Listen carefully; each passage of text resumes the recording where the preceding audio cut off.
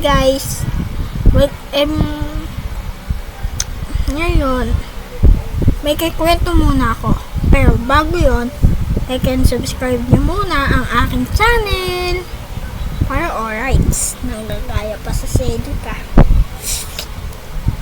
Teka, naisipon po ako.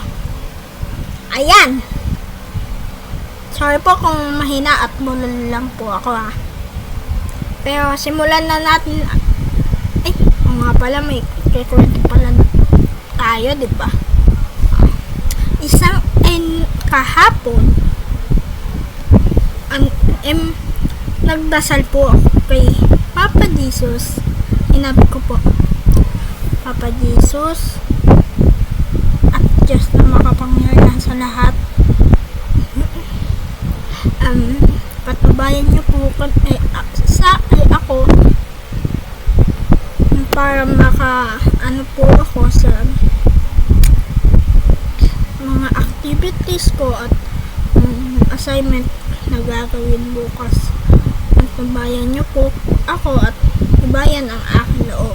Yun lang po, tapos nag-course na ako. Kinabukasan, nung nagsulat na kami, ano nga ba? Nakalimutan ko. Ay! Yun! Alam nyo ba kung ano yung score ko? Sa music at math?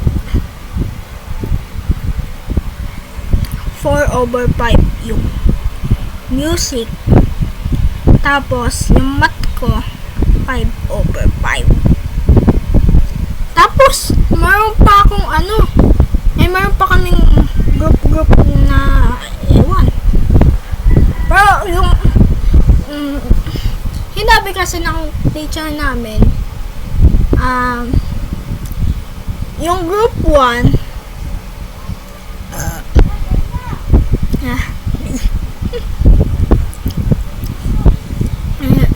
yung group 1 global, yung group 2 ano nga ba yan?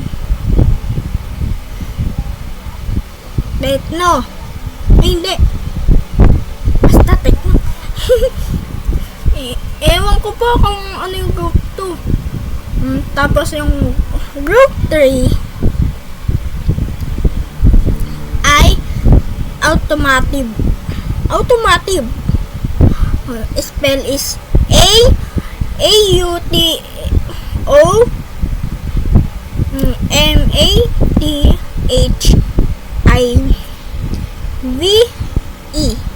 Yung B po, yung Bing Victory.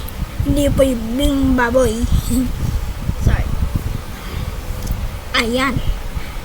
Nung pagka-uwi ko, sinabi ko sa mama ko na Ma, nung pray ako kagabi, tumaas yung grades ko at kay Papa.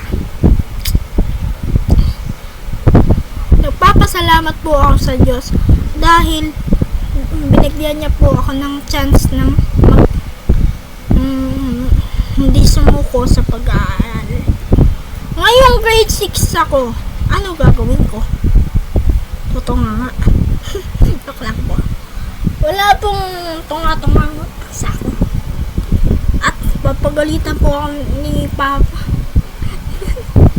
Natatawa tuloy ako sa prank na ginawa ko. Sorry kung hindi ko na-videohan.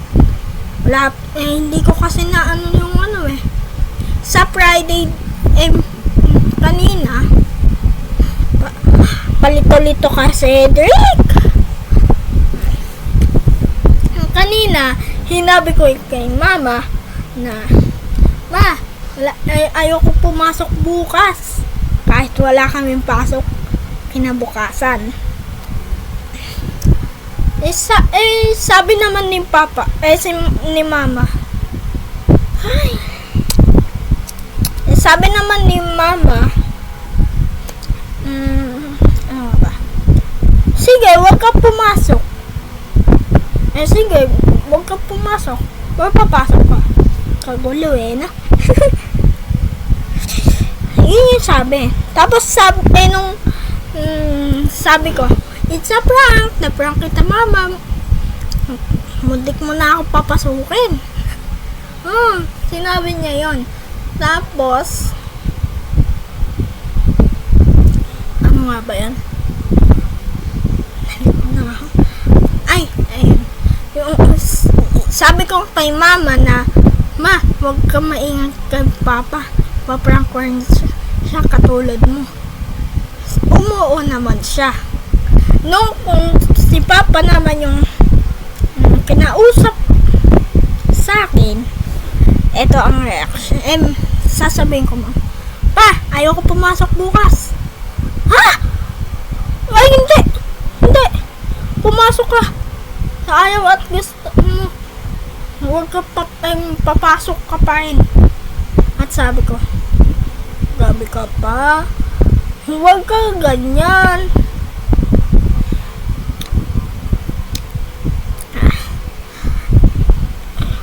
Ano mo yun? Sabi naman ni papa. Sabi ko naman, papa, it's a prank. Wala kaming pasok. Muntik mo pa akong sapukin. Muntik ka nang mabanggit yun. Pero eto talaga ang sinabi ko. It's a prank. Na-prank rin kita. Papa, huwag mo sa ate sasabihin na wala kang pasok. Ako bahala. Ewan ko lang, papakita ko ba o hindi? Next video na lang, ha? Pero, magpe-pray muna tayo. Okay. Sabayan niyo ako. Mga bata at mga matatanda. Or saktong edad. Ako rin po bata, pero ewan ko lang.